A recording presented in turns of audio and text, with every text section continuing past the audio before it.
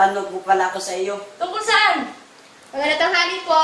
Oh, Upo muna tayo. okay, salamat. Sige, sige.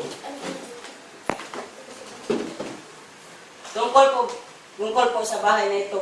Ano May ba? nagpaparamdam po kasi dito eh. Ano ba nangyari? Yung nga po, may multo, may nagpaparamdam. May kundi akong nalalaman tungkol dito sa bahay na to. Ano po yun? Ganito kasi yon. May pamilya nakatira dito noon. Palaging nag-away ang kanyang ina't ama.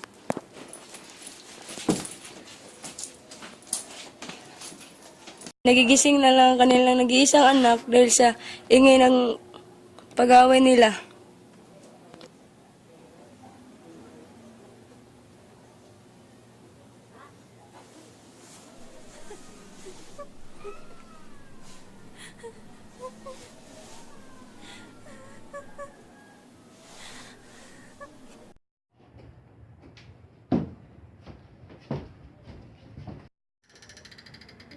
Yun ang alam ko mga bata. Oh, sige, alis na ako. Salamat Sige, salamat po. Kwento. Oh, sige, salamat. Ingat po kayo sa daan. Okay. Kasi